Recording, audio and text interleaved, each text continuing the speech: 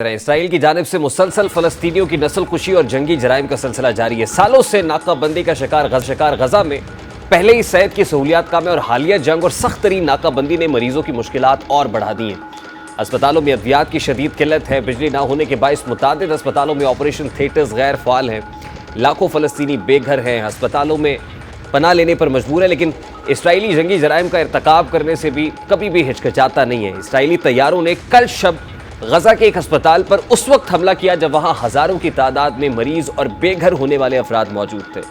इस deadliest attack से अब तक 800 से ज्यादा अफराद शहीद हो चुके हैं, जबकि हजारों की तादाद में अफराद जख्मी हैं। इस हमले के फौरी बाद नेतन्याहू के एक मुआविन हनानिया नफ्ताली ने सोशल मीडिया पर एक पोस्ट की थी जिसमें अस्पताल में होने वाले हमले को इसराइली फजाइया से मंसूब किया गया था, लेकिन बाद में ये पोस्ट फौरी तौर पर डिलीट कर दी गई और एक पोस्ट करते हुए हमले का इल्ज़ाम हमास और अल जिहाद तंजीम पर आयद किया गया।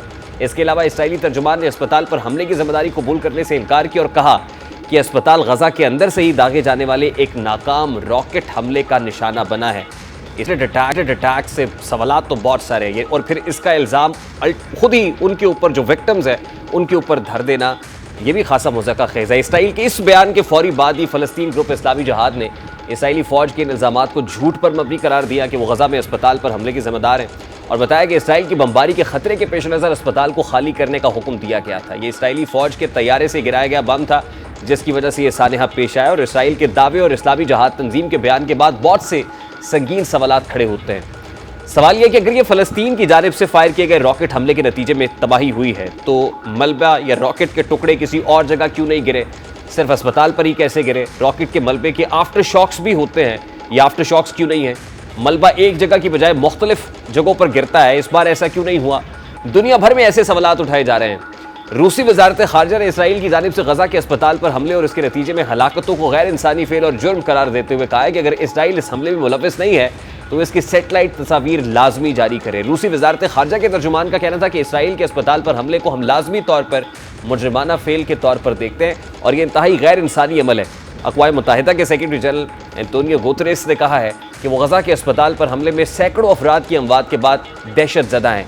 मैं इस हमले की पुरजोर मजम्मत करता हूँ। आलमी कानून के तहत जंग में अस्पताल और तिब्बी इमदाद फराम करने वालों को तहफ़्फ़ुज़ लें। दूसरी जानिब अस्पताल पर हमले के खिलाफ फ़लस्तीनी सदर महमूद अब्बास ने 3 रोज़ा सोग का ऐलान किया है। महमूद अब्बास ने फ़लस्तीनियों के कत्लेआम के खिलाफ परचम भी सरनगू रखने का ऐलान किया है। फ़लस्तीनी अथॉरिटी का कहना है कि गजा में जो कुछ हो रहा है वो नस्ल कुशी है। आलमी बरादरी फ़लस्तीनियों का कत्लेआम रुकवाए, खामोशी अब काबिल कबूल नहीं। पाकिस्तान समेत पूरी दुनिया में इस हमले की मजम्मत की जा रही है। अमरीका जिसने इस जंग को हवा देने में सबसे घिनौना किरदार अदा किया, वो भी किसी सूरत अस्पताल पर हमले के बाद इसराइल की हमायत से थोड़ा पीछे हटता दिखाई नहीं दे रहा। और अमरीकी सदर जो बाइडन ने गजा पर इसराइली हमले के नतीजे में होने वाले जानी नुकसान पर अफसोस का इजहार किया है। अमरीकी सदर ने कहा कि गजा में अस्पताल पर हमले और हौलनाक जानी नुकसान पर गमज़दा हूं, लेकिन इसराइल के दौरे पर पहुंचते अमरीकी सदर ने एकदम से पलटा खाया और अपना बयान बदल डाला।